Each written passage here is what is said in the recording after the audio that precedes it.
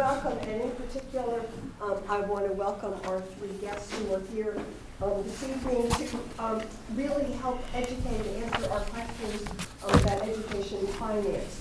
And we have invited RETN, and actually they are doing this because while all of these seats may not be filled, there are about 7 other things that are happening in town and in Chittenden County that are conflicts, and people want to be able to get the information. And so this will be posted and available on the link through the school board. RETN. The RETN. But so first I want to introduce and really thank none of these folks are from South Burlington, but we do allow guests, because these really are the experts and the folks who be able to answer the questions more fully. Really pleased to have Representative Dave Sharp, who is chair of the House Education Committee. And then we have Brad James, who is the Ed Finance Manager in the Department of Education. And then finally, we have Jeff Francis, who is the Executive Director of the Superintendents Association. And we gave them sort of 3 very general questions, thinking that we actually put out for those of you who saw our notice either in the other paper or on Front Porch Forum, starting with the basics. How do we pay for our schools? How do we fund education? And then how does the funding formula, secondly, how does this funding impact South Burlington? Because that's clearly what we're concerned with. And then finally, what are the pros and cons of the existing funding formula? And what's in the future? Are there alternatives? And what are the positives and negatives about any future kinds of things? But first, they have a presentation for us.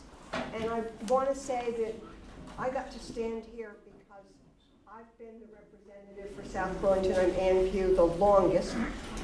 But all 4 of your South Burlington representatives are here and took an active role in putting this all together. We have Representative Helen Head, Representative Maida Townsend, and why am I blanking? And Representative Martin Lalonde, who also some of you know sits on the School Board Association as well. None of the 4 of us sit on House Education, which is another reason why we thought be smart to bring in people who can answer the question. So thank you very much. Thank you, Ann, Representative Pugh. I'm going to start with a relatively short PowerPoint presentation. And these are the experts really that are going to answer the questions. So quality, sustainability, and equity are the 3 principles of our state education system. Our Constitution requires us to be responsible for the education of all the students in the state. So the legislature, whether it likes it or not, is responsible for making sure that the education of all the students in the state goes forward with the concepts of equity, quality, and sustainability. So there's 2 main pieces to this: the big picture of statewide fiscal pressures, and then an overview of our finance mechanism. So this is the pie chart of how revenue gets into the education fund. As you can see, the biggest chunk is the non-residential tax. That's a tax rate fixed in the legislature. It applies to all non-residential property in the state. The second largest is the homestead rate. A base rate is set by the legislature that varies with the spending of each community. And that you'll see that on your on your homestead property tax bill. Then the third largest is a transfer from the general fund, which is mostly income and sales tax, and an additional third of the sales tax represents $135 million. A small amount from the lottery, Medicaid transfer, and a third of the purchase and use tax when you purchase a vehicle go into the education fund. So those are the funds that amass roughly $1.5 billion of education fund spending. And here's the problem that we're facing. The red line represents the decline in student population over the last decade. The green bars represent the increase in spending on education over the last decade. That's not sustainable. So we have to face these issues on an annual basis in the legislature. And corresponding to this, this is what the personnel looks like in our schools across the state. In the last decade, we've stayed pretty close to steady in the number of teachers and in the number of paraprofessionals employed in our schools. So while we've seen a dramatic decline in the student population, we've seen a steady pace in the number of personnel employed in our schools. And this leads to a 4.67 students to each paid staff member in our schools across the state. That is way out of line compared to the rest of the nation. If we were to raise that to just 5 to 1, we would save $70 million or 7 cents on the property tax rate. To complicate matters even further, we have a demographic shift happening, not just with the loss of students in our schools, but we have an aging population.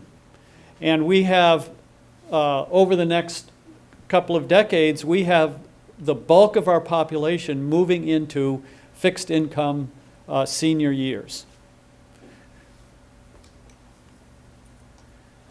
This is one of my favorite slides. I should say, all these slides are borrowed for the most part from other people. The first several slides were developed by Representative Oliver Olson, and this slide is from the Agency of Education. And this is a situation we have. I've learned that I actually live in Lake Wobegon. I don't know how many of you listen to Vermont Public Radio, but I've been to a number of school systems this summer and fall, and every one of them is doing a great job, and we should leave them alone.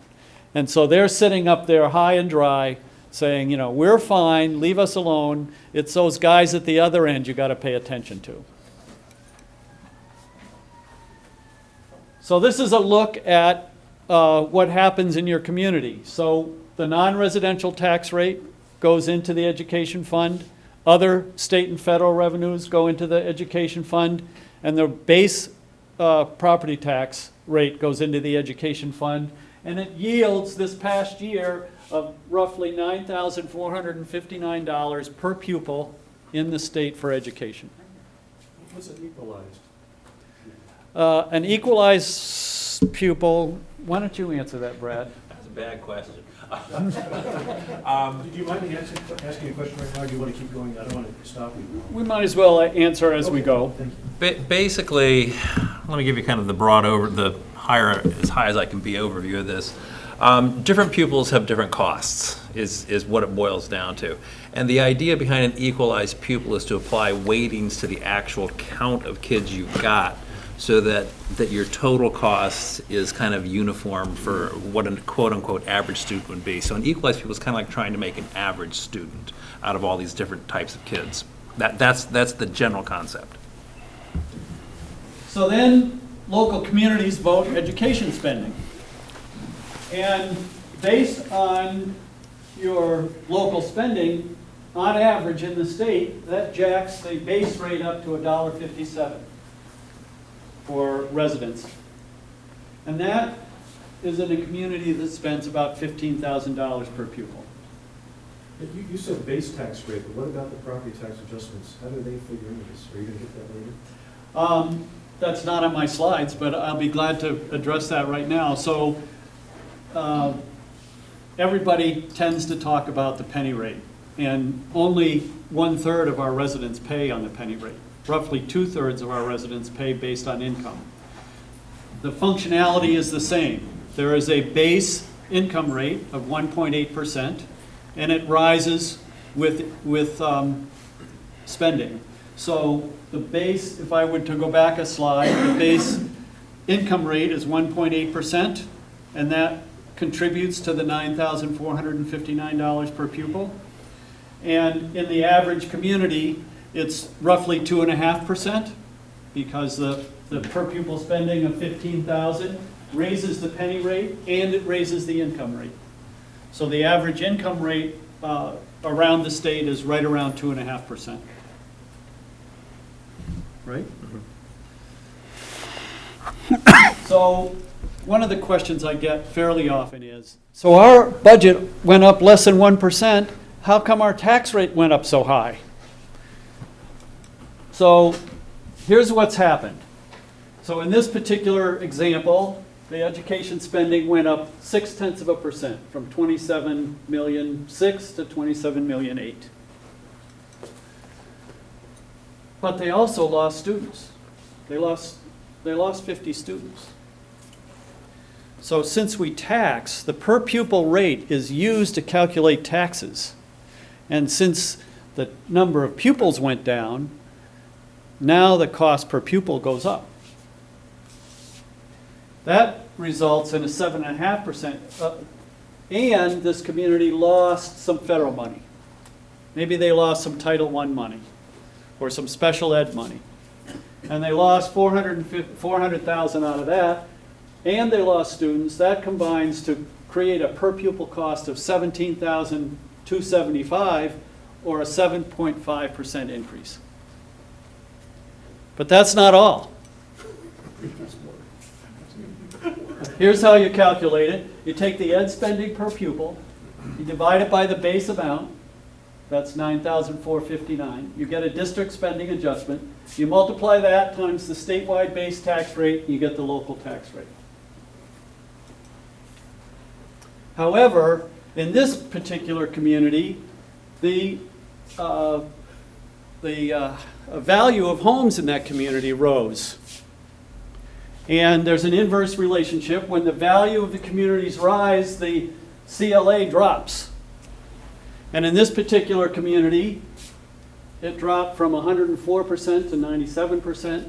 That creates an additional 6.6% increase. Could you tell us what the CLA stands for? Yes, I'll get to more detail on the CLA. In broad terms, it's a relationship of the value of the homes in your community compared to the homes in other communities.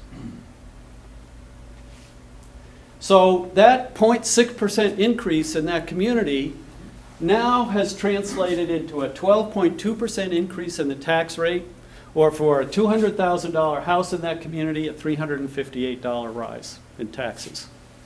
So that's how a tax ed spending vote in your community, and I don't know what the South Burlington statistics are, Brad will know that, but in this example community, from less than 1% to 12.2% increase in taxes. So the CLA, no grand list is 100% accurate. Market values evolve between reappraisals, and with the economy, we saw when we went to the Great Recession, we saw a crash in home values. The statewide property tax requires a mechanism to ensure that the tax base is fairly represented from town to town. So if my town, the values have increased dramatically, and in your town, the values have decreased dramatically, yet that same house is valued at $200,000 in each house, that's not a fair tax base. So the CLA readjusts the values, could be used to readjust the values. An example, total assessed value in town A is 100 million, and in town B it's 50 million. The true market value in town A is 100 million, and in town B it's 100 million. So the yield, if you fix the $1.50 tax rate, you yield 1.5 million in this community and only 650,000 in that community.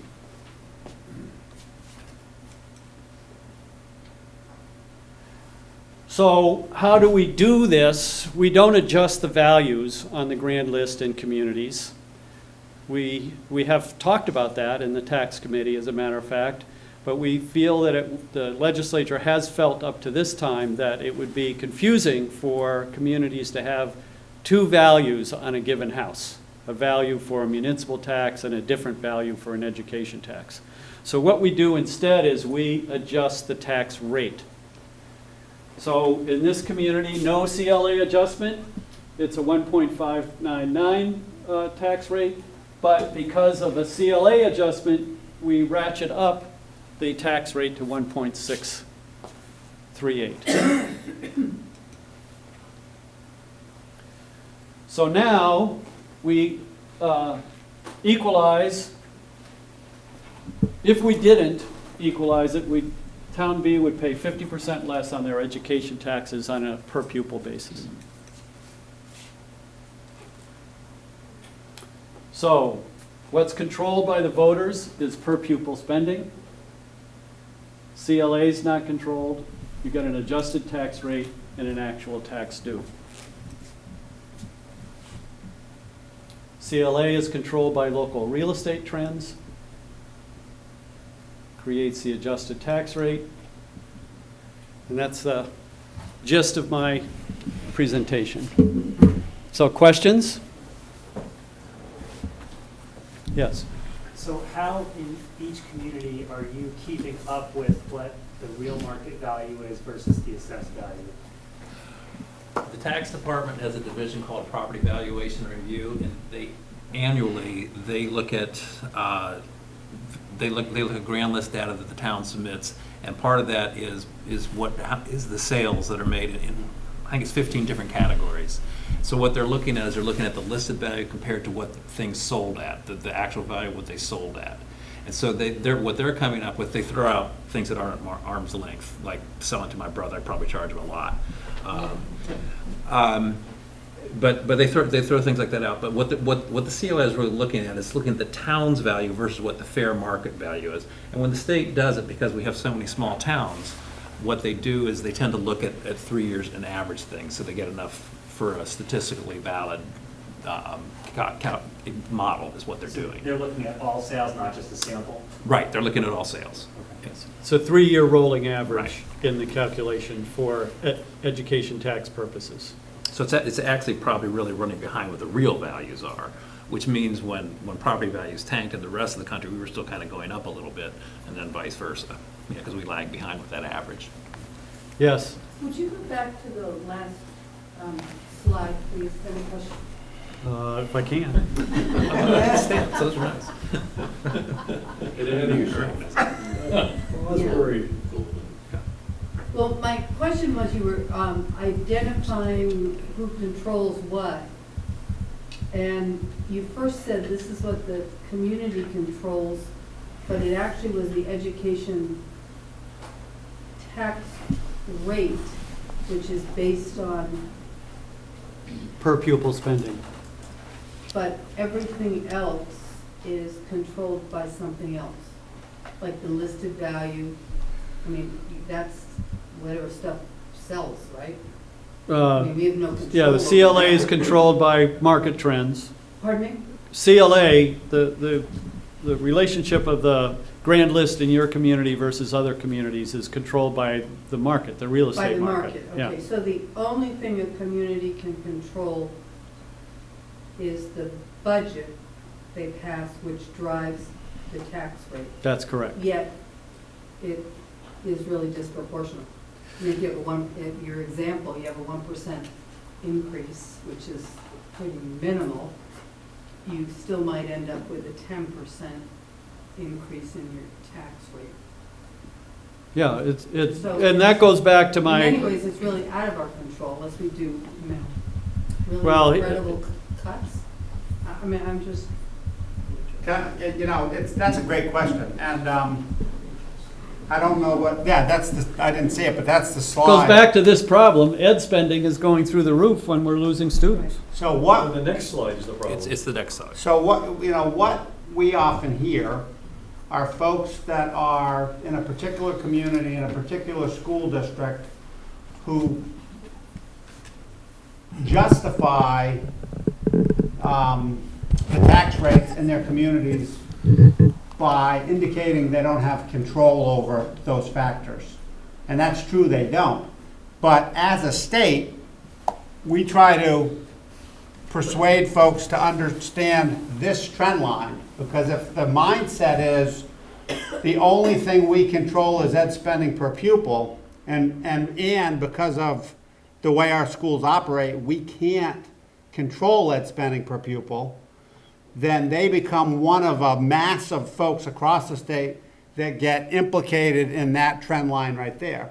So in recent years, the conversation has been, how do you adjust the increase in spending to correspond to the decline in enrollment? And it's a difficult concept in a state where you operate 277 individual school districts. And what you have in South Burlington, and I've talked with folks from South Burlington, and it's sometimes challenging for folks in more populated communities to relate to what's transpiring, because they have spending per pupil that they have, and they oftentimes see value relevant to that spending per pupil because they have a system that capitalizes on economies of scale. Similarly, or on the contrary, you'll get into communities that don't have those economies of scale that are frankly suffering from more severe declines in enrollment. They have very comparable education spending per pupil, but they're actually losing purchasing power because they don't exist in a system that has scale. So we're not here to talk about Act 46 tonight, but one of the concepts of behind Act 46 is to aggregate schools and student populations into units that can capitalize on scale so that you can get more cost effectiveness in the delivery of education than we currently have. So when folks say we can't control those factors, they may not be able to, but as a state, we've reached a point where we have to figure out a way to address those factors, not as individual communities, but as a state overall. Yes, sir. So to follow up on Helen's question, I think I heard that it would end up that one school district would have an increase of around 12%. In the example school district, yeah. Yes. In their tax rate. Correct. In their tax bill, yeah. Now, would it help, or is there a straight relationship between that school district should decrease their spending by 12%? No, it's not a straight relationship. Those percentages are not additive. And is there anyone given any thought to what something like, you've only lost 50 students, and if you spread them over 12 grades, That's 4. you've lost 4 students a grade, and you probably haven't lost a teacher anyplace. And that's an excellent point, because as you lose kids, again, they tend to be spread across the grades. So You can't necessarily cut a teacher. It's kind of like a step function where all of a sudden you hit this point, boom, there you go, and you can do it. This trend has been going on for 15 years. Yeah, I know. And you're showing 10. So, and again, you saw the other slide where the actual in the classroom staff and behind the scenes staff too, but that's not on the slide, have not really followed that trend.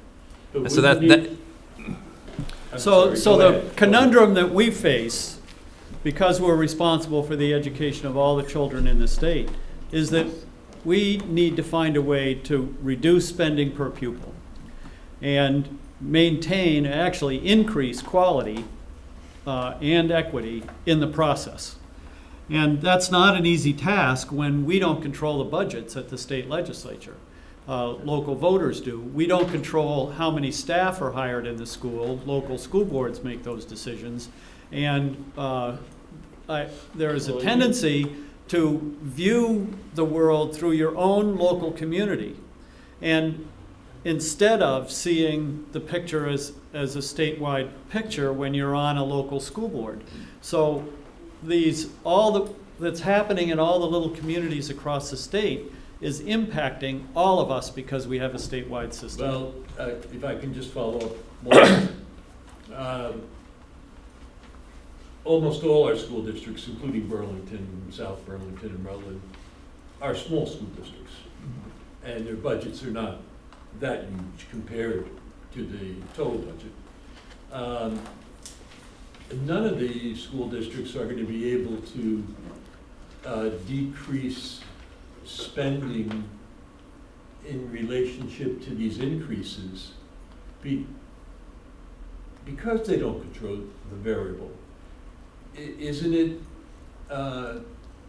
if you're expecting the towns, and you are expecting the towns and the school districts to be the ones to bring the costs down, they're gonna have to be in control of the variable.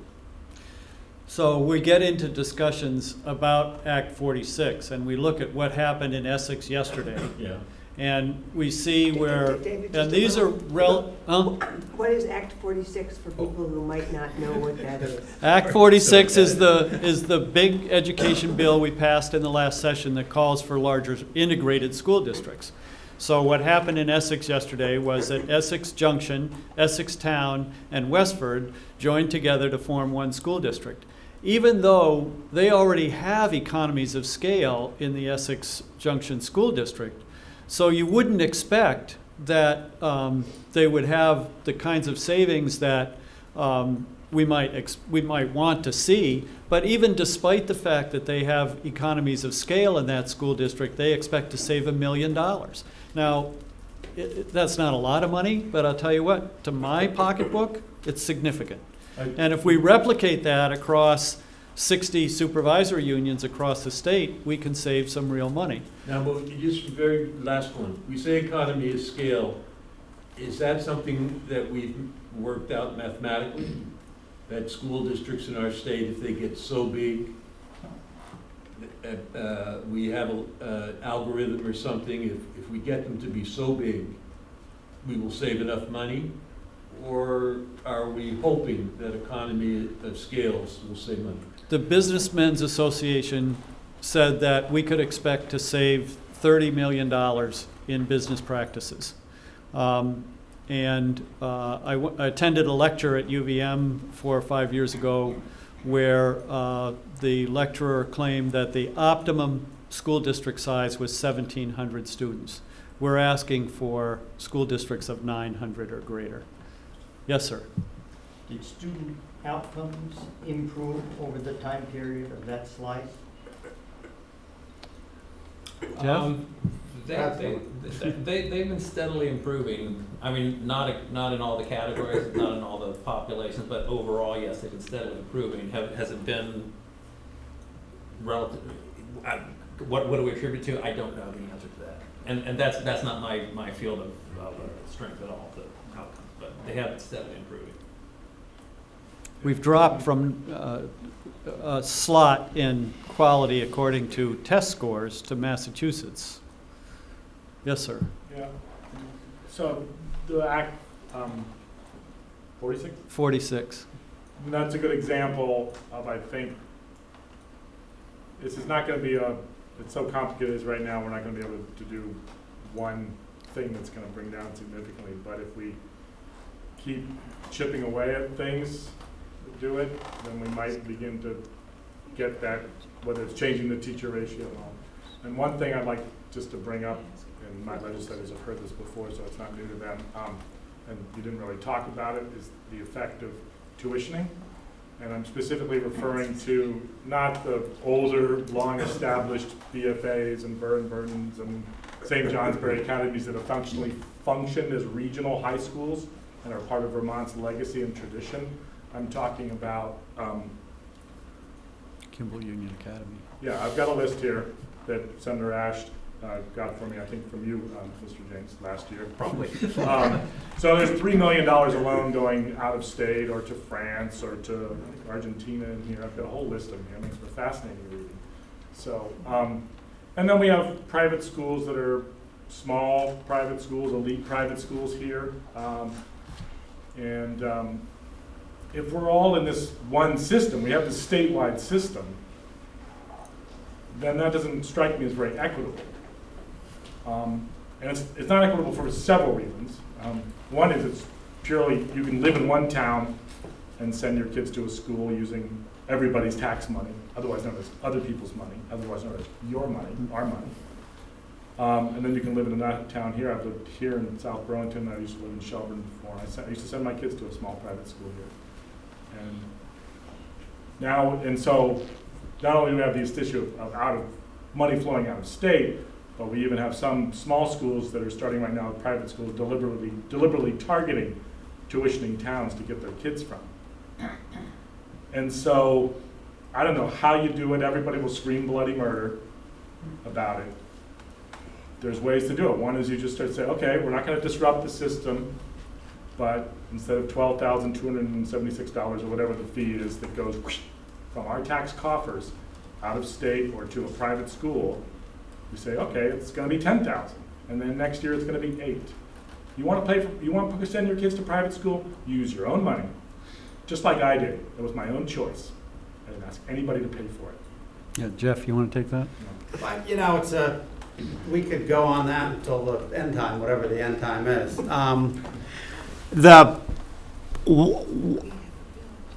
One aspect of public education in Vermont is that the delivery systems that exist from place to place in this state are not similar in many instances to one to the other. So the tuitioning system that you spoke of that relied on education that was provided by what's referred to as the historic academies really was a feature of the development of the state, where communities around a center of population were so rural that they couldn't operate the school themselves. So, you know, in the late 1700s or early 1800s, these academies were formed in order to serve a public purpose, because the Northeast, and particularly in colonial America, really valued education. It's reflected in what New England is in terms of its institutions of higher learning, and also things like the Vermont Constitution. Over time, as the state became more populated, those kinds of models evolved different ways in different places. So what we have in Vermont right now is 13 different governance configurations for public education and 9 different operating configurations. There's a slide on that David has that he doesn't use. Didn't use tonight because we weren't here to talk about that. So what does that mean? If you have capacity in your public schools and you pay tuition to schools that are independent and may historically have contributed to the public education system but are independent, there's a cost associated with that. Just like if you have a student-teacher ratio or a staff-to-student ratio of one adult for every 4.67 kids, and that ratio is reflective of the fact that you've lost 15 or 20,000 kids over the last 15 or 20 years and you haven't adjusted your staff, there's an expense associated with that. So I'm not going to comment on, as a matter of public policy, what we should do about both the ratio and the tuitioning system that we have, but I will say that those are both areas that ought to be examined if you're interested in a trajectory for cost of education that is deemed to be rising at too steep a rate. The reason that I would not, convey a proposal is because when you get into the proposal, you hear from places that are sort of bedded in the history, like in the Northeast Kingdom surrounding Linden or St. Johnsbury, but your point is a good one. If you evolve your education system around what existed in history and tradition, and you try to retain that history and tradition, then there's going to be a cost associated with that. If you add to that factors like Vermont having the second oldest population in the country and the second lowest birth rate in the country, and you have a funding system which is based on your education spending per pupil, and you're continuing to see a decline in your pupils, then if you don't adjust that cost trajectory, you're going to be sustaining a system which, as David pointed out early on, some people assert that it's not sustainable. Others say that it may not be sustainable, but it is a problem. And the reason for Act 46 was to try to get a handle on responding to those factors through public policy, and the public policy that's reflected in Act 46 is to try to get systems that are somewhat bigger than they are right now, largely so that you can address the cost of the human resource, which is 80% of what overall school costs are. And the operating premise, one operating premise under Act 46 is that if you're operating in larger scales, then you have an opportunity to utilize your extremely valuable human resource in different ways than we are right now, which contribute to that one adult for every 4.67 kids. So it wasn't a straightforward answer to your question, but it's because it's a complicated factor in our overall delivery system. But the point is, it's- I would add, before we go on to other questions, is that we tried to put a line around, your proposal is interesting. Maybe some of your reps will bring it forward in the coming legislative session. We, as a part of Act 46 at one point. It's in your committee. As a part of Act 46, we tried to draw a geographic line around where tuition money could go to within Vermont and the towns directly bordering the state.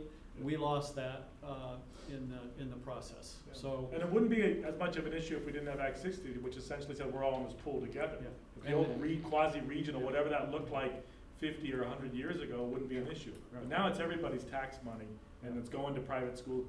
That's all I know. for 100 years or more, the state delegated its educational responsibilities to towns. And really, the Brigham decision brought home the fact that our Constitution really requires us to be responsible for the education of all children. And that has created this dynamic that has been in place since Act 60 was started. And its latest effort in equity is Act 46. Which brings up a good point. In hindsight, was Act 60 the way to implement equity in education in Vermont? If you could go back and change time and do something differently, would you just implement an extra 1% sales tax and distribute to the towns that were at a deficit, and leave the other towns alone? No, and I say that pretty quickly because of how large the discrepancies were, even with that 1% being thrown to these towns that needed it. The town I live in, shall remain nameless at the moment, had a has a big mountain in it. Before you go on, the No. point I want to make is that, before Act 60, it was a pretty simple way for localities to fund education. After Act 60, it is the most complex, convoluted thing I have ever seen in my life. Is that an example of what the flow chart is? That's the governance, that's not Act This is 60. the governance, but you see what I mean? This is my You took town. something that was simple. No, this It's governance like- has been here forever. What has? This governance. Oh, okay, yeah, governance, okay. Yeah. So that was the Not point I wanted to forever. make, but go on. Well, what I was going to say was the inequities were so great. My town had a tax rate, of maybe 60 cents and was getting quite a bit for that return. The neighboring town, 2 up, had a tax rate of $2.60, and they were failing because they didn't have enough money. And so that's the problem. And even taking that additional, as you just using your example, 1% of the sales tax and fund it to those towns, there were too many of them, and there would still be huge inequities.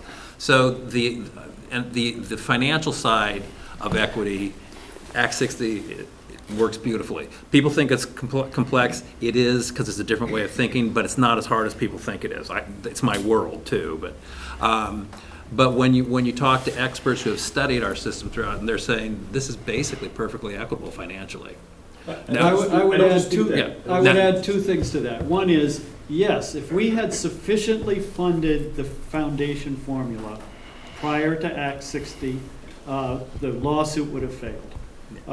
But we didn't, and that's why the lawsuit succeeded. And then secondly, while there has been an awful lot of grumbling about Act 60 and Act 68, no one has come forward with a plan that carries enough support in the legislature to affect any significant change.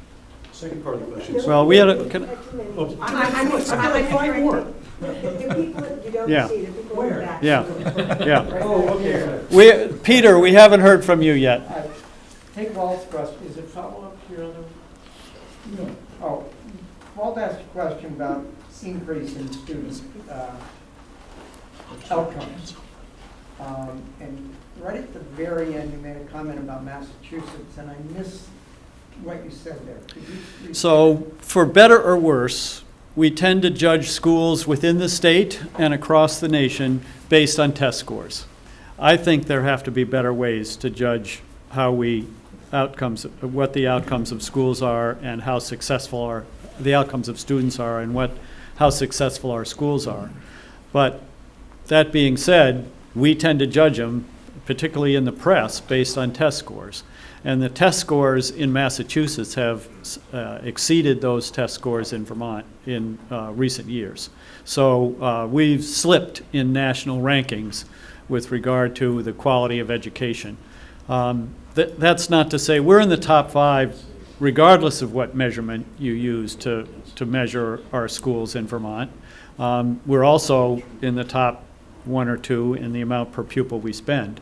So, yeah, we spend a lot. We have pretty good results. We fall very short in 2 areas: educating students from low-income homes and inspiring our students to seek education beyond high school.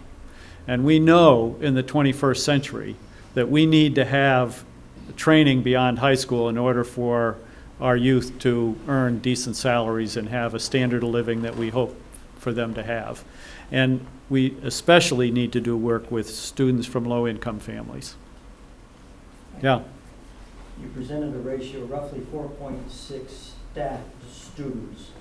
I Yeah. presume that includes faculty and staff. Everyone.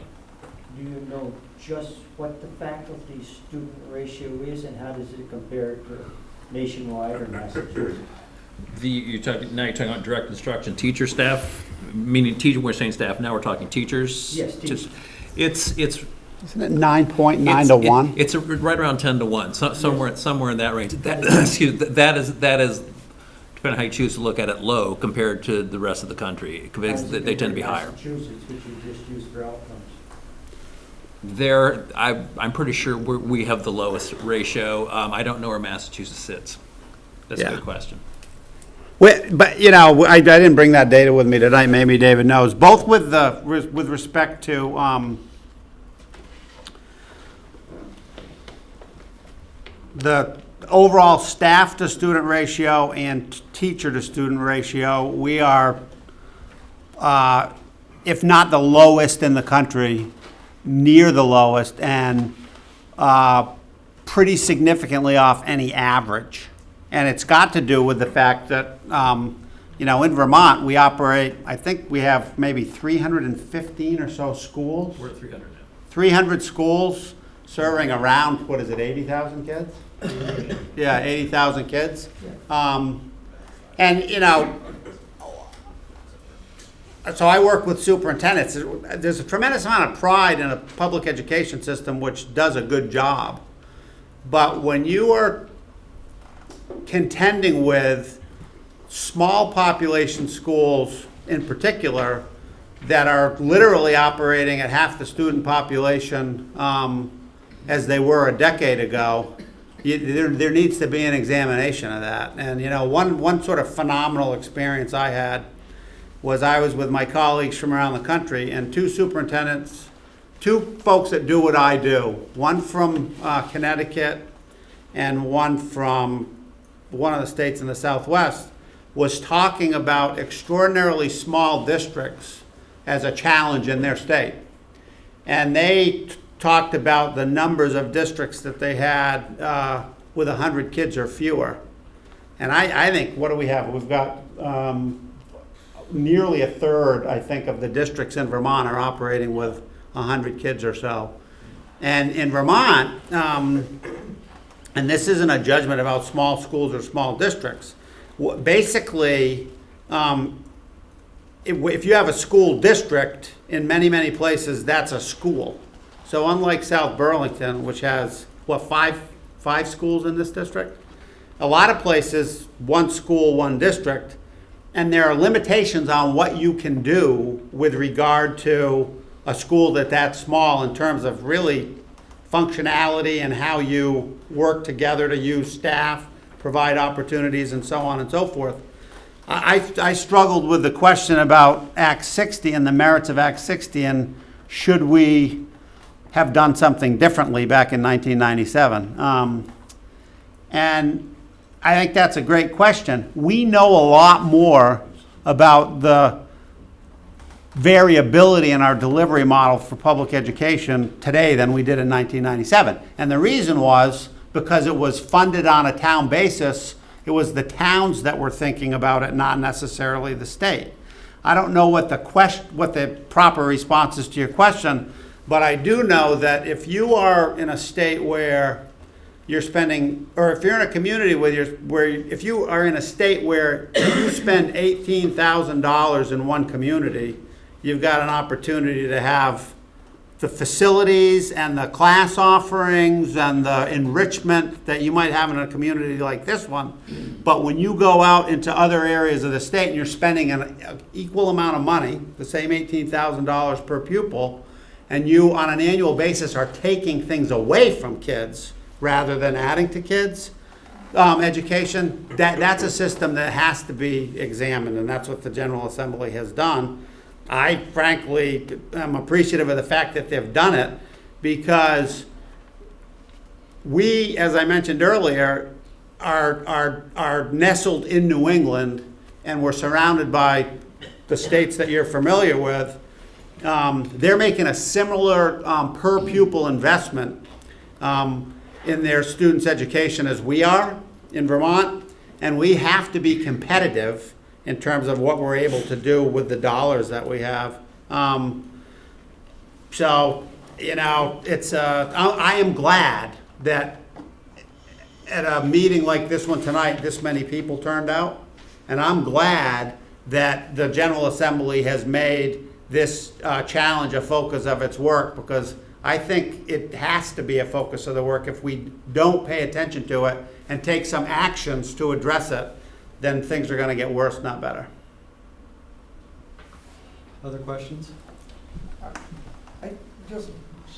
You've got another part of the presentation, am I correct, as to how this impacts South Burlington, or are we just into the question and answers now? We're just into the question. The other part of my slide is on Act 46, which I don't, although it would be wonderful if South Burlington were to engage in conversations with some neighboring communities, I don't think South Burlington is required to under the provisions of Act 46. But what would it look like if South Burlington were to join with Winooski in a single school district? What would that look like, and how would that serve students in our community? And would students in South Burlington and students in Winooski be better off if that were to happen? Or Colchester, or Burlington? You know, I don't live in these communities, so I can't answer that question directly. But I think it would be wonderful for the school board, the South Burlington School Board, to engage in a conversation with neighboring communities to see if there weren't some real educational value to combining with a neighboring community.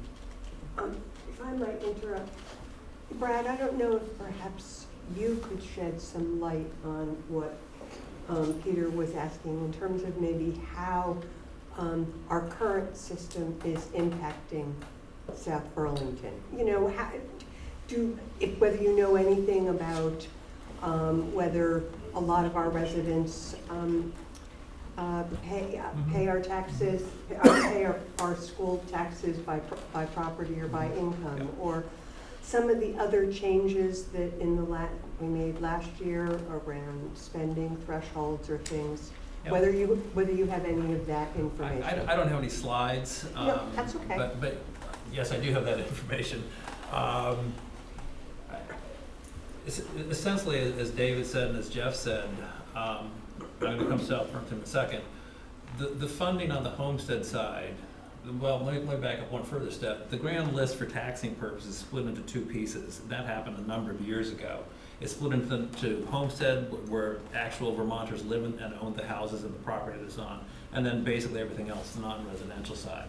The non-residential side has a fixed tax rate that is set, that is everybody in the state pays who has non-residential property, set annually by the legislature.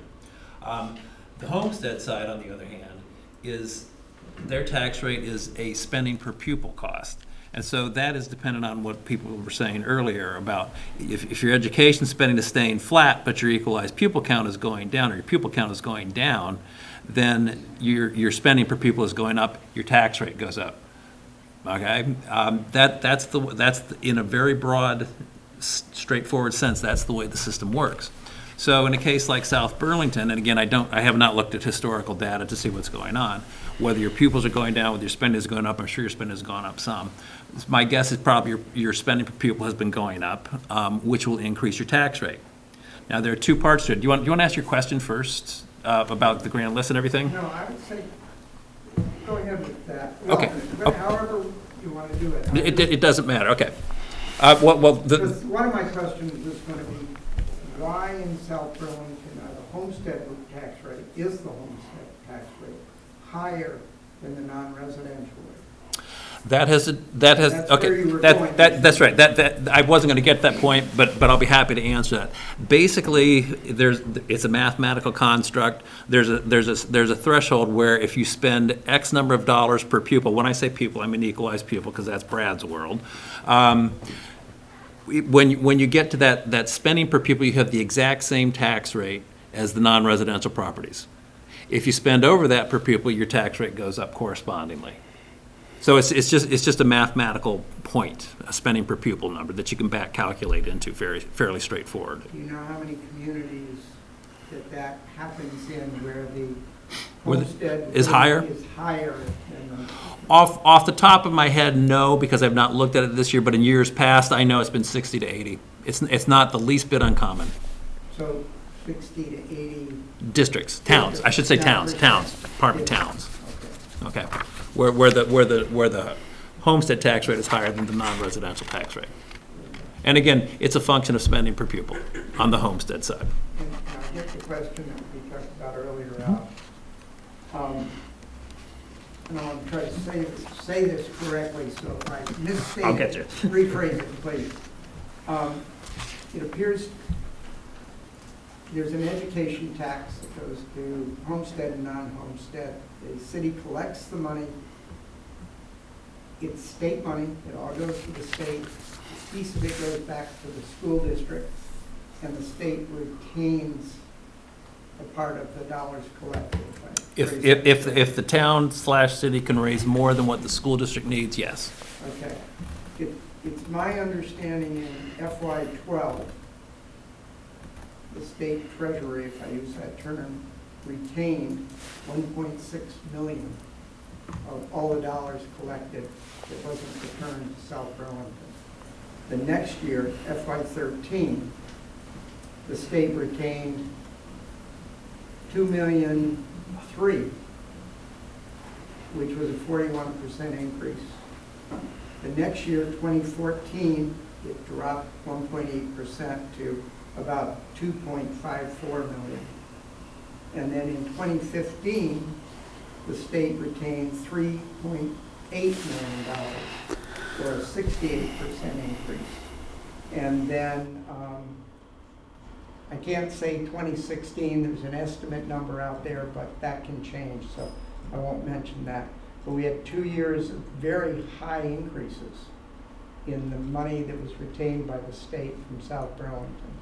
Can you talk a little bit about how that happened? Yep, I can. I mean, first of all, percentages can be misleading. When you have a small increase over a small base, the percentage is going to be large. I'm not saying that a couple $1 million is small, but we went from that first year, I think you said 1.6 million to 2.3 million. That's a $700,000 increase, which is 48%. In the scheme of things, 48% sounds far more horrendous than $700,000. I would love to have $700,000. We don't, but that is what happened. So what happened? So without going back and looking at the numbers from year to year to year, which I didn't do, the variables that we're talking about now are there's the homestead education taxes raised and there's the non-residential taxes raised. Underlying the homestead, the variables, underlying the homestead taxes raised are the pupil count, which may have gone down. There is the total budget that the town decided to spend. There are those offsetting revenues that Dave kind of pointed out to you. And so what the state owes you is the difference between those federal dollars and state aid for transportation and things like that. Any surplus you might have had, et cetera. What the state owes you is what's called education spending, your total budget less those offsetting revenues. And that's what I'm looking at when I'm doing these sheets that you're pulling data from. So what I'm seeing then is how much the school district needs. I then have to figure out, okay, what's happening on the education fund side so that we can fund the school districts, and that's where the tax rate calculation comes in. So now again, the tax rate on the homestead side is a function of your education spending and your students, your student count. If your education spending goes up and the student count stays flat, then your tax rate goes up because it's based on your spending per pupil. Additionally, it's a statewide system. And so if everybody in the state is spending a lot more, then the base rates have to be brought up to can you go to that slide, your pie chart slide? The base rates have to be brought up to fill the education fund. Yeah. Just very quickly. It's gone. Oh. Okay. These are non-property tax right here. Okay. They've been growing roughly over the years between 2.5% to 3% annually on an annual basis.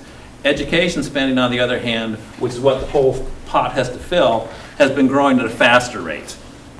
So if it's growing at a faster rate than what these are growing at, it falls on the property tax. So that's this roughly 2/3 of this circle right here. And so sitting behind these numbers here are base tax rates, looking at the grand list data to raise enough money to fully fund everybody in the school district. Okay, that's what's happening in the background. Now, in South Burlington's case, and this holds true for everybody else too, in every other town in the state, you have two pots of state money. You have the homestead side, the homestead pot, and the non-residential pot. On the homestead, we're talking about the pupil count, the spending per pupil, because that drives the tax rate plus the base rate, against the grand list. Grand lists are not static. Statewide, I just looked at these numbers the other day. Statewide, the total grand list in the state, total homestead grand list in the state has been trending down for about the last 5 years, and it's starting to slow down and start to go up. So my guess is part of South Burlington's caught up in that. A lot of people probably lost value in their houses. On the non-residential side, you have two factors. You have the statewide tax rate plus the grand list. But again, once again, because Vermont kind of is slow following this nation, our grand list has been declining, plus we have that 3-year average. So that too has been going down. So you have to have higher property taxes to bring those things, to bring that in statewide. So that'll put an upward pressure on there. So what happens is you have these various parts that add up to the whole for the state, and they change within each district. In South Burlington's case, when I look at what the school districts need, well, the school district singular, needs, and then I look at that pot of money called the homestead tax, because your tax rates are directly related to that one, you don't raise enough money. You do not have enough money to fund your schools. So what the law tells me to do next is look at that second pot of state money you have, and that's the non-residential property taxes. And so I say, okay, I took the homestead taxes, I gave them all to the school district. And that's the case in every school district in the state. Nobody raises enough property tax to fully fund their schools on the homestead side. I then look at that second pot of money, and in South Burlington's case, the school district doesn't require all of it.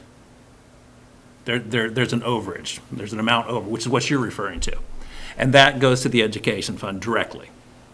Now, what's happened so far is instead of the town and the cities sending all those homestead and non-residential property tax to the education fund, where I would have this big pot of money here and this big demand here, and then I'd start funneling money back out, because that's part of my job.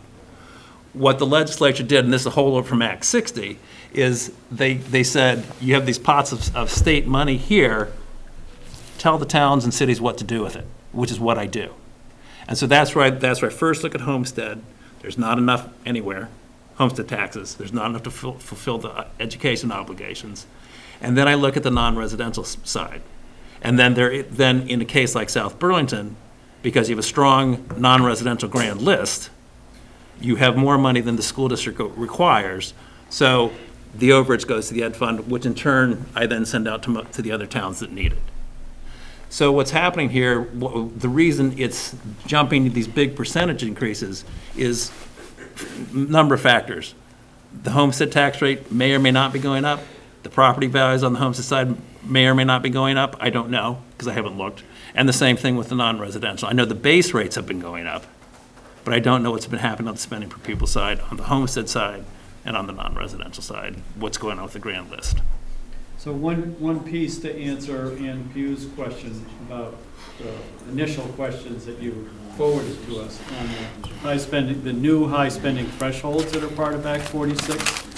So the way they affect South Burlington is if you spend over the threshold on a per pupil basis. If you spend up to the per pupil basis, the taxes are calculated the way I indicated earlier. If you spend over this threshold, your per pupil costs are doubled over the threshold.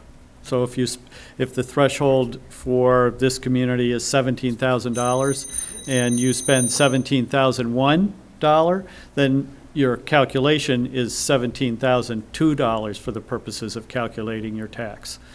And the implications of that statewide are if everybody, all the school districts in the state spend less than the threshold amount, then the overall funding that we have to come up with is a 2% increase, which is likely to be less. So then this is growing at almost 3%, right? And the whole thing only has to grow at 2%. That means these tax rate takes the pressure off of these tax rates. And if you're a community that spends under the threshold, while all the other communities in the state spend over the threshold, your community is probably going to see a reduction in tax rates because of the penalties that all the other school districts are going to pay for going over the threshold. So it's variable. What the effect will be on South Burlington depends on your spending.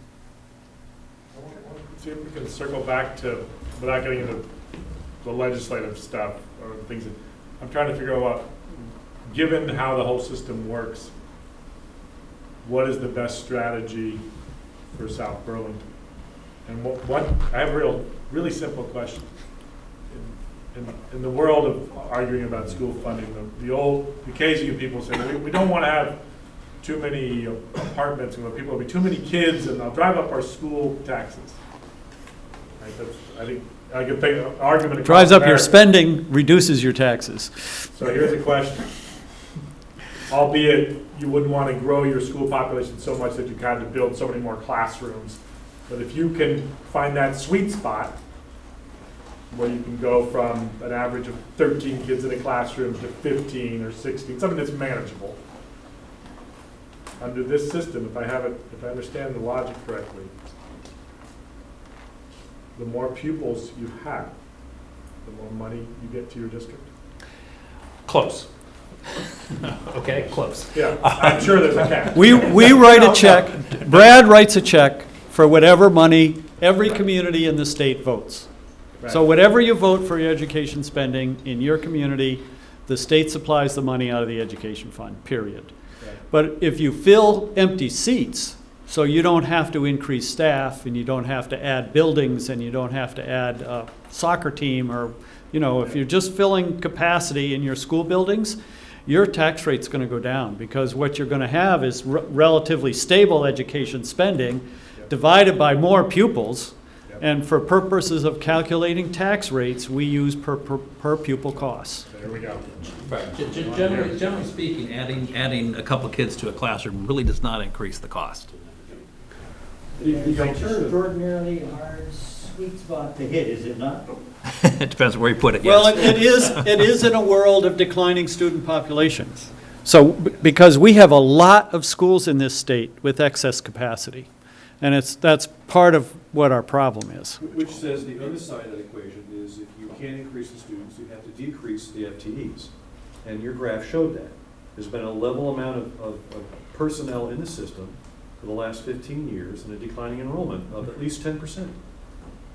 And I can't say, you're saying the outcomes have been marginally better, I'm not sure what the data is for that, but the point is that are there other costs related to education that are not even in this funding stream at all, such as teachers' retirement and health care? Are they brought in through the income taxes, but not through this tax system? Healthcare is in here. Yep. Teacher. No, retirement health care. Retirement. Oh, health retirement, pardon me. Retirement healthcare. A little retirement- bit. A little bit now. But there wasn't before. It was all out of the general fund. That's pretty much. correct. And there's been a push, was it last year or this? Last year, or the year before, I think what we my- did was we yeah. made a deal with the teachers' union and with the School Boards Association and others were all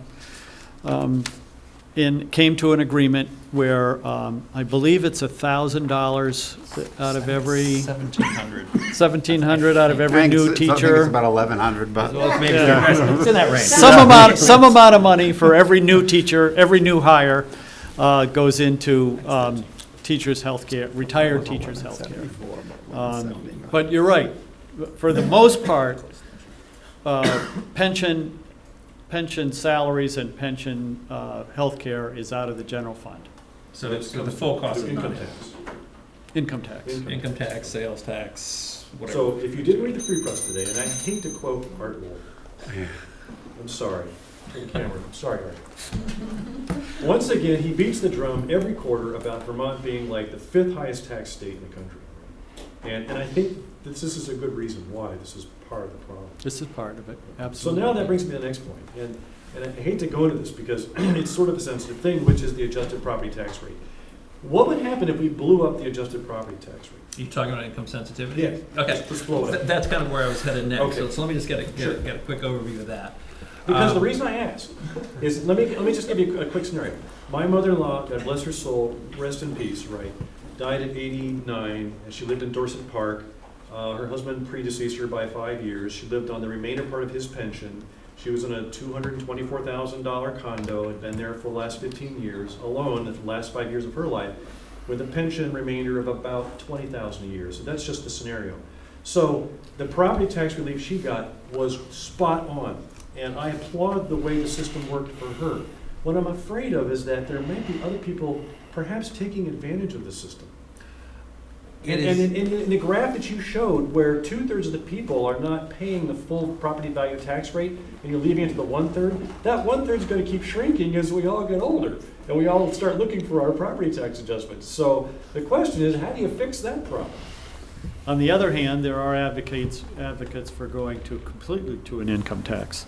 So I don't have the graph with me today, but if you look at a graph of on average percentage of income that Vermont residents pay, it's low for very low incomes, because we have a super circuit breaker below household incomes of 47,000, which is where your mother-in-law was. So the graph goes up, and then it levels off at income sensitivity at a roughly 2.5% of income, and until you get to about $100,000. And then there's a hump, camel's hump, between about $100,000 and $250,000 of household income. Those households are paying the highest percentage of their income in education taxes, up to about 3 or 3.2%. And then it starts dropping, so you get over about $500,000 on average of income. Those citizens in our state are paying far less than the 2.5%. So we have this graph that goes straight line, then a hump, and then drops off. Are there people in the system who are living in $500,000 houses, who are on Social Security with fairly or below threshold incomes, who have a mound of assets on the side that are getting property tax adjustments? There are a few. Do you know the numbers? I don't.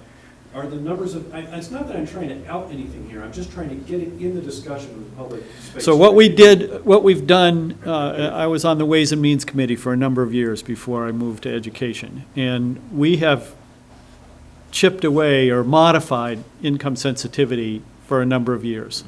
So when Act 60 first went into place, there were, I'm told, I wasn't there, but there were checks that were written out of, at that time, that people actually got a check for, instead of a credit on their bill. They got a check in the mail. And there were checks in excess of $20,000 that went out to some citizens in the state. So we have limited it to now the largest credit that can be granted is $8,000. Secondly, we said any house value over $500,000, you pay the homestead tax penny rate. So you can be income sensitized up to that $500,000 home, but anything over that, you're going to pay the penny rate. Nevertheless, there are people that game the system. You create any tax system, you have tax accountants, you have smart people, you have ways to hide money. There are ways to avoid income taxes and property taxes and sales taxes, and people do on a regular basis. But I believe we have a relatively sound basic system in place. If I can comment on that, I mean, I've had the pleasure of watching conversations just like this one, both inside and outside the State House. The point I think we have to, as a state, continue to return to is that irrespective of what you do with a policy like who gets income sensitivity and how much they get, the thing you have to remember is that if you spend money, someone's going to pay. And the issue is what we spend on an annual basis to educate a declining number of kids on an annual basis. So I think that all the conversations around tax policy and so on and so forth are very valuable, but they're not dissimilar to what you might see in another state. What we've got, and I skimmed Art Wolf's article today. I didn't read it that carefully, but Vermont is both, I think we're blessed by our proximity and our focus on education. I think it's absolutely the right priority. We've got a value system that brings us to that. It's arguable that we don't have the economic engine as a state to continue to go at the pace that we're going at. So what we have to come to grips with is how we can continue to provide a really solid education, but do it at lesser cost. To me, that's the big question. And we can talk about income sensitivity and who gets taxed what, but the fact of the matter is, if you spend, the money is going to come from somewhere. And sometimes we get sidetracked with questions about, can we get more money from this source or that source? And those are very, very valuable conversations. But really what it comes down to is what you spend in total, and can, as a state, you afford it.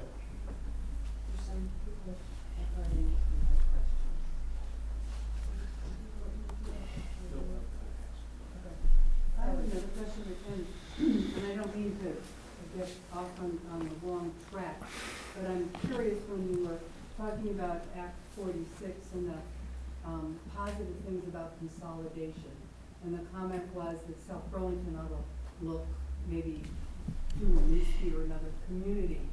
But what we do have in a conversation that is far from being the conclusion is a recommendation to consolidate our existing elementary schools into one. Now, this is far from being an acceptable position to the community, but there was a summer study, or not summer study, but a study that worked on that, and that was the presentation to the school board and the superintendent.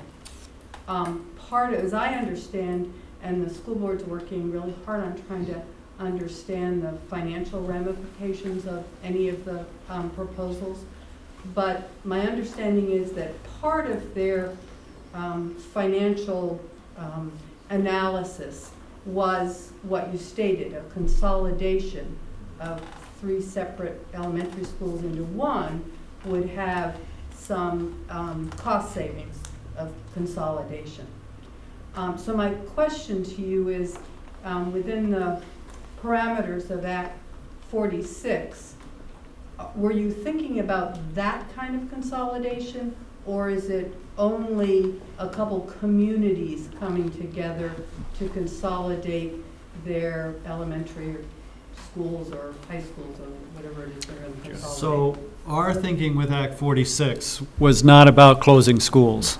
It was about changing the governance structure in creating larger school districts. Like, I mean, if every school district in the state were the size of South Burlington School District, we could deliver a lot better education to our students at a more reasonable cost.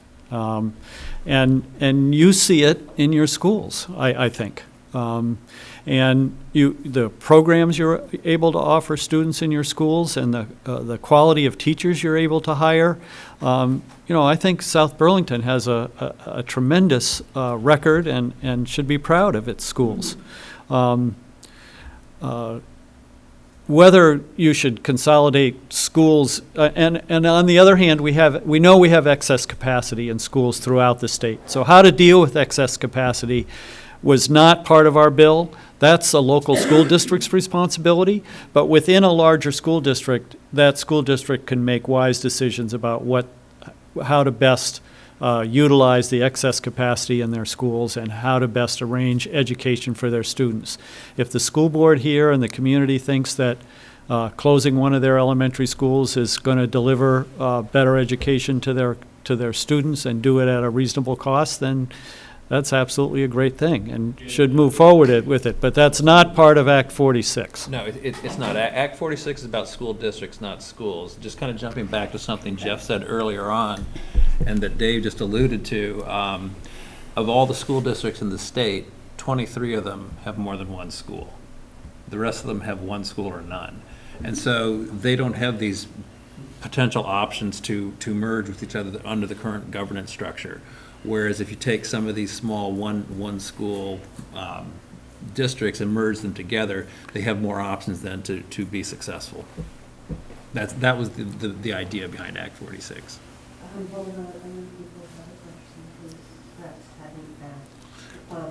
Here's, yeah.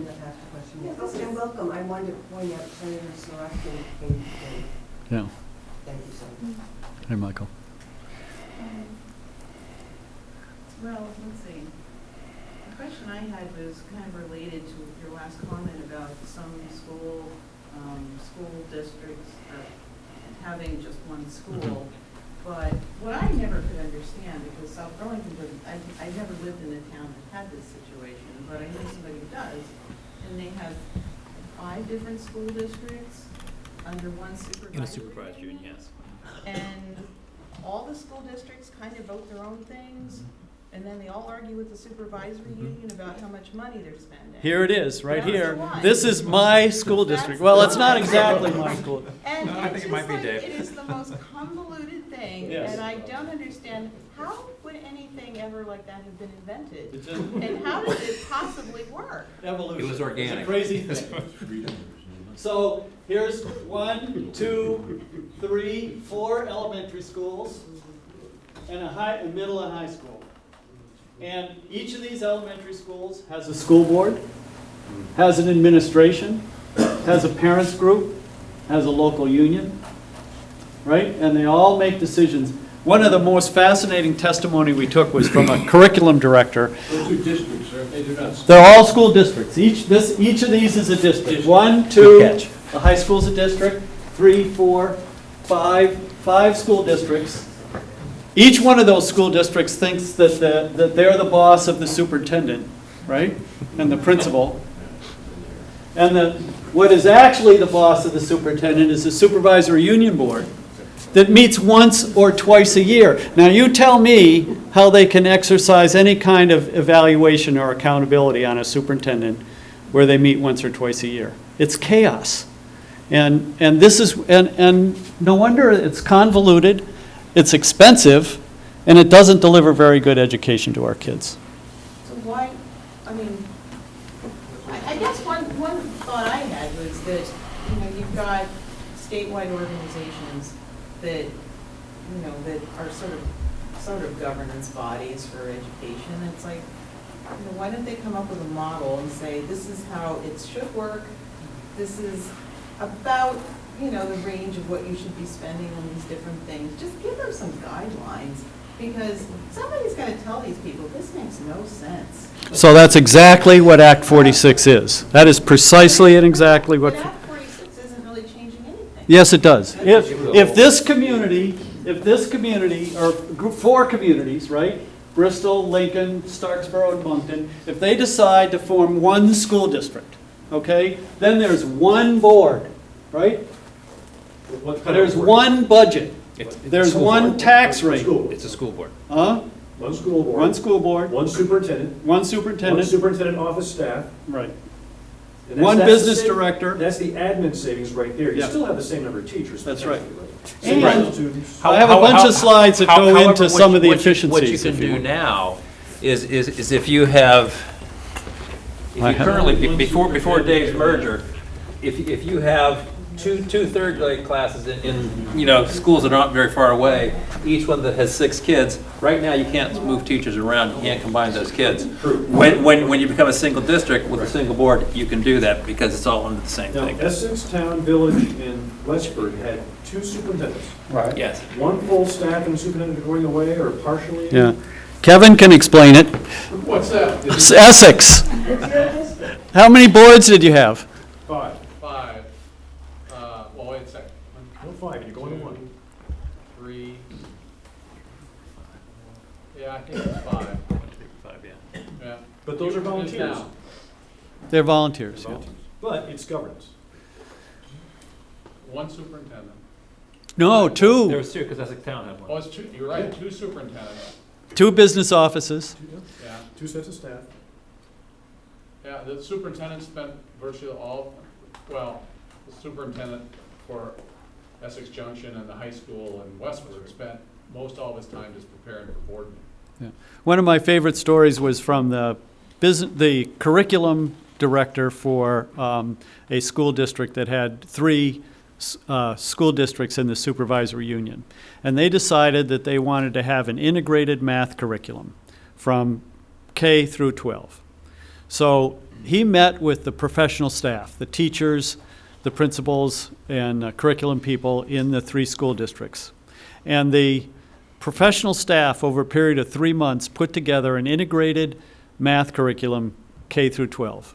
It took them 3 years to get it passed through the boards, because each board wanted to put their fingerprints on it, wanted to modify it, tweak it a little bit for their school district. Well, our kids in Bouville need, an extra month of fractions. Well, do you think attracting international students is a reasonable way to absorb some of the excess capacity? Yes, I do, and there are public and private schools that are working on that very premise and trying to bring international students in. Thank you. Did you not finish your question? Well, I had a little bit of a related question, because it's, something I wasn't sure if it was even possible. But say, if any one of those school districts that's in the supervisory union decides they want to go to a different type of supervisory union, can they just do that? I mean, Currently? well, my understanding is that they think they can. Currently, no. Well, If it becomes one district, then that's up to the board, then they could. Well, in the formation of these larger school districts under Act 46, I'm encouraging communities to think about erasing supervisory union lines. Because particularly south of Route 4, there are like communities that, from my perspective, at the state level, should be thinking about coming together as a single district. But they're in different supervisory unions. And I think they should have those conversations and possibly bring that it has to be approved by the State Board of Education. But I think that there are some opportunities to shift supervisory union lines differently than they are currently configured. So, but you said they had to consolidate under one school board first before they could do that? As a part of doing that. Yeah, because currently you have 5 separate legal entities up here Right. that you're looking at. And each one has its own basic boundaries that it doesn't look outside of, you kind of put it in a very broad term. If you make that all into one single district, then then that does open up the option for the kids to go from that school to that school, as opposed to that school district to that school district, which is much more difficult. But what about if they want to join a different supervisory That, union? okay, then that's kind of what Dave was alluding to. If a school district, that lower left-hand corner school district there says, I don't belong to These guys in we have- Lincoln- we have nothing in common with them. Yeah. We want to join this group over here. They could petition the State Board of Education, who would look at it and say, okay, it makes sense for them to move over here, and the State Board can do that. They could do that currently. I'm going to stack because there are lots of people who have questions. Paul, did you have your question answered? I did. Okay, so we have Dan, did you have a question? Dan, Bob, I give up. oh, Bob gives up, okay, good. Dan and Martin, and then Vince, and then Peter. And then me. Again? So to follow up on the point that you're about international students, I wonder if you can just clarify something for me. I've seen stuff in the paper that, I know we get kids coming from the islands here. Are they international students? Depends on which islands. And, You've got a full say. you just kidnap some Quebecers or something. So here's a question. I've seen it occasionally now, like in the newspaper, that tuition, that their money doesn't follow to here. Two types of things you're talking about, I think. Most of the kids coming from the islands, because they do not operate a high school, in fact, I'll say all of them, because they do not operate a high school, they're paying you tuition. Yeah. Yes. There is another subset called public high school choice, which has a tuition piece to it. That's where kids from Burlington could come to South Burlington, or South Burlington go to CBU or wherever, and money doesn't follow them, but that's a very small number of kids doing it. That's all about hockey. Maybe 300 to 400 kids. 300 to 400 kids statewide. Okay. And the money doesn't follow? Right. Did that change recently though? Because I seem to see it referenced. When it first came into being 2001, I think, and it was optional. If the district decided they wanted money to fall, they could. The fallback was kind of no money, and then when it changed probably 3, maybe 4 years ago, that section of statute was codified, pulled out of an act, and put into the actual Title 16 education law. It changed, kind of said, money, unless both sides agree, there is no money going. So if both sides don't agree, why would I want to give you money even though you want money? I mean, and the number of kids we're talking about is small. Districts like South Burlington that pulled in did scream, because I heard the screams. Not that's from you guys, but I heard the screams about, oh, we're losing all this money. And I said, but yes, you're losing all this money, but your costs, they were talking about cost cuts, your costs aren't going up. You're just not getting that source of income coming in. So your cost per pupil is going up, but your overall cost. It's sort of weird though that the money doesn't flow to us for those handful of students, yet that same money can flow out of state, out of country. Not from South Burlington. It's not the same population we're talking about, but I understand. It's public money. It doesn't matter what you call it, it's all fungible, and it's public tax dollars going to private. And it is a state system. You can call it what you want, but. Thank you, and then you were next. Well, I just wanted to make sure that you commented on a couple things. One is just making very clear for us how all these changes going on under Act 46 on governance structure is going to affect our tax rate or not in South Burlington.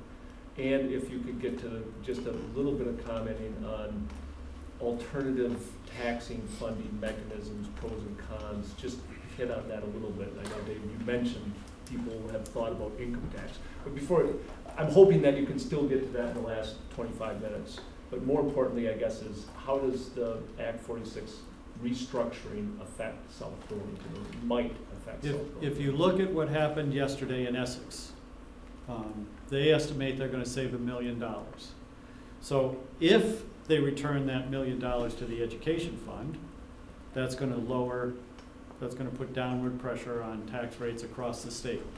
If they choose to spend that $1 million in enhancing the education of the students in their community, then there will be no tax savings for the education fund. So a lot depends. I mean, I think that we will see savings across the state as we form these larger school districts. I think some school districts, like Essex, I have a little bit of familiarity there because I taught in the Essex system for 20 years. I think Essex is going to be able to not be forced to spend that money like they will be in other districts. Other districts have been forced to cut some critical programs over the last several years. And if they could come together and save $500,000 or $1 million, they're going to be pretty hard pressed not to return some of those programs to students to create opportunities for those students. So I think it'll be a little unequal going forward. In those school districts that have been starved for funds and see savings out of an Act 46 creation of a larger unified school district, they're going to plow that money back into student opportunities. Whereas other school districts are going to see that as real dollar savings and are going to return that to taxpayers. So, and ultimately that would be seen where the base homestead tax rate, and that's kind of where that would, somewhere down the road, if it does happen that way, it will not go to $1.03, so it will stay at $1. Or you might whether get it more goes down or money. stays flat, who knows? But if nothing else, the growth should slow down. The overall growth, the demand of the ed fund should slow down. Now, at the risk of getting everybody upset, there's another side to this too. And that's my job, is to get people upset. There are the incentives. Yeah, I was gonna ask you about that. Yeah, I knew that. I knew there were that. So I'm cutting you off at the pass, so I'm gonna hit it first.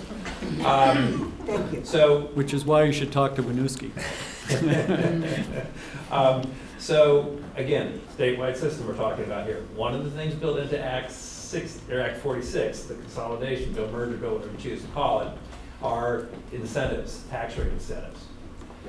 There's also other tax rate incentives that pre-existed before, but people weren't taking advantage of them. Now more people are going to take advantage because there's a bigger push to do this now. So what does this mean? What this means is that in a case like Essex, Westford, and Essex Town Junction and Westford, what this means now is that they're going to have a common tax rate, okay, whatever it happens to be, and then it's going to be reduced by 10 cents. That means that money is not coming into the education fund. Where's it gonna come from? Yes, me too. Okay, okay, but that's what works. It's a statewide system, and so it was built to take advantage. It was built in. These incentives were built in to get people to move because people were saying, "Show us the data," and we don't have Vermont data because Vermont is too small for all the national data. We don't exist. We're this tiny microcosm and a piece of that. But basically, the idea was to provide these incentives so that some people would jump and move quickly. The logical ones to jump, them being one of them, and that they would start being able to show data for the state as to what's going to happen. Start being able to show that yes, this does save money. Yes, you can do things more effectively. Yes, you can plow that money back in and get more what you've got for your same amount of money. So, How long are the incentives in place for? How many years? they will go out completely, I think, in 21, fiscal year 21, because it depends on when they start. There's a 1 year period which we're just starting of a five years incentives, and then within that the next time frame you go for 4 years of incentives. So what's the magnitude of that? Well, that's what I was coming to. $1.5 billion. That's what I was coming to. First of all, I don't know is the answer, and the reason I can say that with a straight face is because it's true. Is because it depends on who jumps and takes the leap and who does that, who's not bringing. If my town has the big mountain in it, it starts with an S, you know. If there was, that'd be a big loss. That could be a good sized loss to the education fund because the homestead grand list is pretty high. Okay, so if we hit something we're not paying 10 cents, that would show up. In and of itself, it's not a big deal, but when you start compounding it by a bunch of other districts, then it starts to add up. So what I did for Senate Education at one point, because they asked this question, I looked at 6 supervisory unions that were structured to go. Basically, like in Dave's situation, all the elementary schools in one supervisory union were K-6 or pick a grade configuration, and they all went to the same union high school. And so I picked 6 of those around the state. And I figured out, okay, here's what would happen, no savings, I'm just keeping everything constant state. They merged, here's their new tax rate, drop it 10 cents. How much does not come into the education fund by looking at everybody's grand list? Basically what it came up with was the base tax rate, or the homestead rate for the state, would have to increase by 2 cents to account for those. So $20 million? It was closer to 12, because it was just homestead I was looking at. Oh, okay. So it's closer to $12 million, 12, 13, somewhere in that range. So the base tax rate would have to go about 2 cents on the homestead side to account for that. So that would impact everybody. And as Dave was kind of talking about, you know, we have the leveraging effect from the spending per pupil of roughly another 50%, so the tax rate up 3 cents. The folks who were in the districts that took advantage of these incentives by merging, their tax rate will also go up. Their base rate will also go up. So their net drop will be from where they were will be 8 cents instead of 10 or 7 cents instead of whatever. So everybody pays for it, but they still get a break because they made the jump. So using Essex example of saving $1 million, how much of that $1 million is given back to those 10 cent reduction? Potentially none. Yeah, I didn't hear the question. Could you repeat that, Michael? You said that Essex potentially saved $1 million in terms of due to consolidation, but there's an incentive to make them. right. How much is it going to cost the rest of us? It won't be. I'd be stunned if it was $1 million because of the example I just gave you that I did for Senate Education.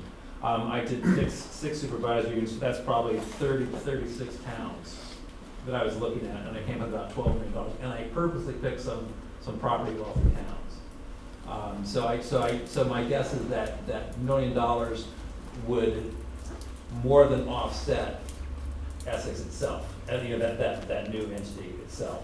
And so there'd be an overall savings again, but I don't know, maybe $200,000, you know, chicken.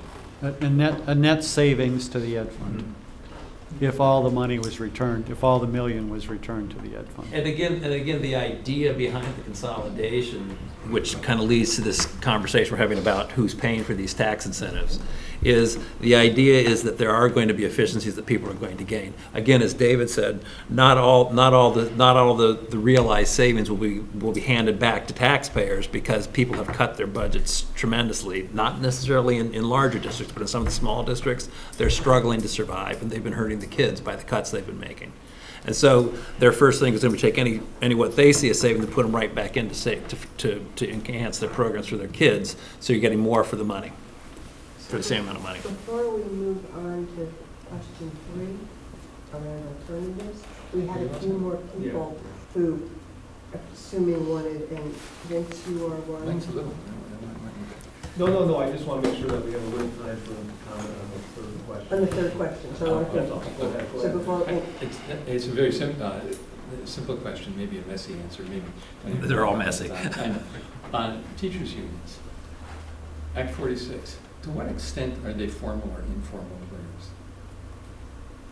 They were pretty neutral on, they did not like the new high spending thresholds. Most educators, school boards, superintendents, teachers union don't like the high spending thresholds, the new highs, because they put downward pressure on spending. As far as the other aspects of Act 46, I think they liked most of those provisions, that they thought that the bigger school districts made sense. In my conversations with the union, they testified very little on Act 46 in our committee. Same as and have been pretty neutral on the whole thing. Thank you. Peter? 2 questions, I think they'll be quick answers. High spending limits, you just came back to that, and I wanted to go back to that. How many towns in Vermont, or however you define it, are impacted by the high spending limit? And is South Burlington one of those? And how close are we to that limit? Every town, the beauty or ugliness, depending on your perspective, of the new high spending thresholds is they affect every school district in the state of Vermont. No, I didn't mean that. I mean, how many are actually paying $2 for $1? We don't know yet because we haven't seen budget data. People are building their budgets right now. But in the current year, Brad. Well, I was just coming to that, yeah. Under current, are there any towns? Under current law, forgetting this cost containment piece is in Act 46 right now that takes effect for next year. Under current law, there are 7 towns, I believe, that are over the excess spending threshold. And that's about the average number ever since it's been put in 2005, I think was the first year it was implemented. There were a couple years when there were maybe 10 or 12, a couple years when there were 3, but usually it's about 6 or 7. I had a question about the impact of Act 46, and then I heard an answer about $1 million savings, and so I'm confused even more before you answered that. I apologize. No, I did my job well. As Act 46 is implemented and does those good things with combining districts, will that reduce the non-homestead rate and/or the homestead rate? Which one would be impacted by the savings? Now, I thought I was hearing you say if there's $1 million in savings, then everybody's homestead rate would go up 2 cents. Did I? No. I misheard that. Yes. Thank you. Yeah. Which does it impact? And So the legislature typically has had them go in tandem, up and down. The non-homestead and the base homestead rates have gone up and down in tandem. What we put in law that is brand new in Act 46 is moving to a yield. So the concept is the legislature has adjusted these tax rates over time, both up and down, have been either praised or accused of manipulating the tax rates. And so what we did in the legislature this year is we fixed those tax rates. So going forward, the base homestead tax rate is going to be $1 on the penny rate. It's going to be 2% on the income rate, and it's going to be a ratio of those for the non-residential penny rate. So it'll be interesting to see how that functions going forward, so that this conversation is going to change in the forthcoming years. So we're not going to talk about the penny rate going up 2 cents or down 2 cents. What we're going to talk about is the yield. And so in an early slide, and I think I can pull it up here pretty quickly, I talked about the base amount of money that the base rate raises. So what we're going to talk about from now on is the yield. And this number is going to vary up and down depending on what $1 on the homestead and 2% on the income rate and the non-homestead rate produce. How much money do they raise for the education fund? So in the future, we're going to talk about that base per pupil amount and then the per pupil spending in a community above or below that amount. Tim, and then can we move on? Yeah, so Act 46 some more.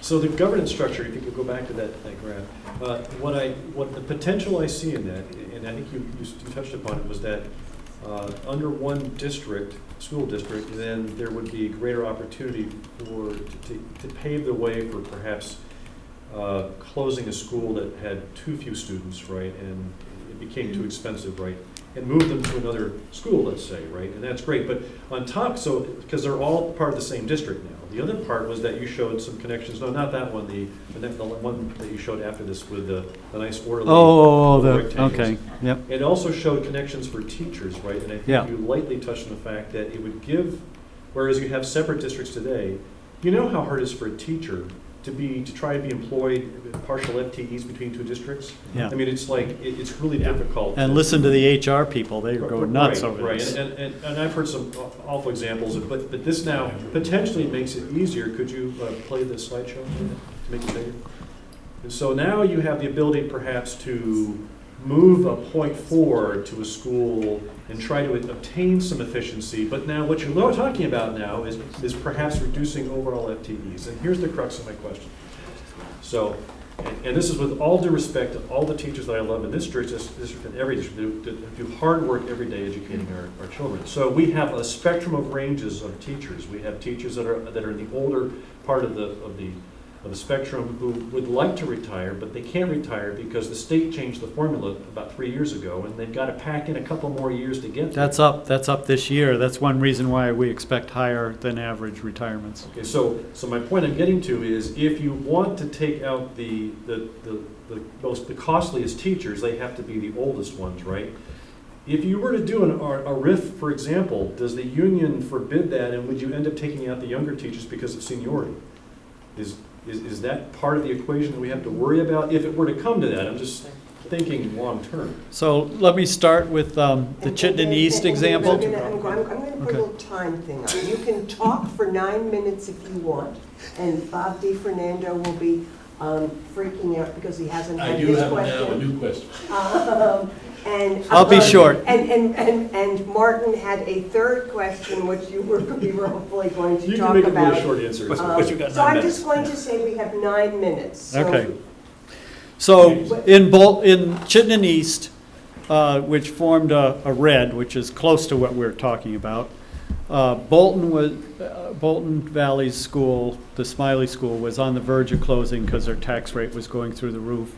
And they had 6 incoming, I think, kindergarten students in Bolton. They would have had to have a teacher for that. And they had, I think, 24 in Jericho, and they needed 2 teachers for that. And instead, they asked people from Jericho who lived near Bolton if they wanted to have their students go to Bolton school, and they said sure. So they were able to have 15 kids in Bolton and 15 kids in Jericho, have 1 teacher in each school, so they saved a teacher position. So with regard to who do you RIF, that depends entirely on the local contract with your local teachers union, and in most cases, it is by seniority. Okay, answer the question, Thank you. Bob. Now, when we talk about $1 million or whatever, in the example, is it better to talk about it in the sense that they're able to budget $1 million less as opposed to they're saving $1 million? There's not $1 million anywhere. Am I right? Well, the business manager from Essex testified in our committee, and he said that if this went through, he could pretty immediately reduce 3 staff members in his business office. No, that's not what I'm saying. When you don't budget $1 million, Yeah. there is no $1 million. You just don't spend it. That's right, you're not And there's budgeting. no $1 million to send anyplace else. But there's not a demand on the ed from Yes. $1 million. But I think it gets confusing. Yeah, yes, I see what you're saying, When yeah. you talk about it as Save. a savings, it sounds like you've got $1 million. Yeah, nobody's writing me a check for $1 million No, but bucks. you don't. I could write you one, it won't do any good. You just You're right. budget. It saves the ed fund $1 million bucks. And alters the formula in a way we hope that it's helpful. Okay, we have 7 minutes or 6 minutes to go to Martin. Well, it's whether you all want to comment about alternatives to the property-based funding mechanism or the formula that we have now. Maybe we don't have enough time to get into that aspect of it. Just that there's been calls to move to more of an income tax based, or Tim has been saying how convoluted and complicated this was, at least at the beginning of these 2 hours it was. Now it's clear as can be for Tim, I'm sure. So the question is whether there are other, if you want to comment on other alternatives, or why this is really the best one for going forward with. Well, Act 60 was formed in 1997 in response to a Supreme Court ruling. And from day one, it had people that didn't like it. Some were in mountain communities that began with S, but some were in many other communities across the state. And a lot of that has played out in the legislature. no one has come forward with an alternative to Act 60 that has carried the day. It just, there just hasn't been the support. The former formula would have worked properly if it was funded properly. If we had funded the former formula that was found wanted and unconstitutional, and we Vermonters had paid the taxes and funded that, we would not have had access. I'd say that's likely that the Supreme Court would not have, there wouldn't have been a Supreme Court case. There may not have been a Supreme Court case. Right. I think over time, it might have continued on. But one of the reasons why it's based on property is because property is more stable than incomes. Incomes are much more variable when you look at the state as a whole, and all you have to do is go back and look to what happened in 2008 on the national scene and how that impacted us, and it still is impacting us. We're starting to come out of it now. Property values followed the same trend. They went down, but not to the same precipitous degree as incomes did. And so the idea of going to an income one has a lot of merit for a lot of people, but it's not as solid a base, stable a base, I guess is really what I want to say. 3 governors from 2 parties have said absolutely not on the income, on It's the hard to idea of an track it. income. It's easier to hide money, easier to hide True. income, people just work cash. Yeah, you talk about people gaming the system we've got now, people game income tax much more What than state they has game. happened with It's the hard, Supreme it's Court? hard to hide a house. There's no state in the Who union. likes to pay No. taxes? I know, assuming nobody likes to pay taxes. Right. Is there any state in the union that thinks we're close to getting our dollar value paid for our kids? I don't know. Well, somebody must be, is anybody smiling at these meetings that you go to? Oh, in Vermont, are you talking about? No. You go to national meetings, are we?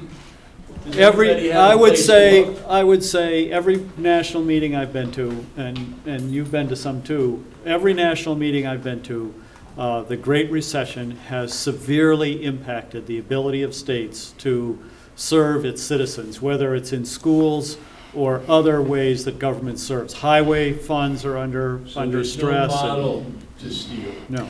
If there was, you probably would have heard about it by now. And there's not. I mean, I go to conferences with people around the state, and they all think their formula is simple and straightforward. And I just kind of look at them and kind of go, I think New Hampshire's people was might. bragging, we couldn't just steal New Hampshire's money, system. You could. They are the most dependent on property Don't think taxes. you'd be happy if you did. Yeah, Yeah, they're the most dependent on property tax. in the country, yeah. Which is part of our conundrum, actually. You have the East Coasters who are in general more satisfied with the property tax than they are the sales and income tax, because our neighboring state on the east has neither a sales nor an income tax, and they rely heavily on the property tax. On the west, where, on the western border, property taxes are lower, and people are much more sensitive to the high property taxes on the western side of the state because of our border with New York. And New York has, in general, much higher income and sales taxes than Vermont does. So we're not so concerned on the western side of the So state. we're gonna have to make our own. Yeah, we have to kind of walk this path. So I want to thank you, Yes. Dave and Brad. And I don't know whether Michael says Martin or Helen or maybe or Martin, do you want to say anything before we go? I will just say that we're gonna have this online, and I'm gonna try to get that out to people to distribute, watch us online, so. Thank you all for your Thank you for questions doing and it. for your Thank you. engagement with this. Thanks for the question. Thanks for the opportunity to. Thank you very much for taking your.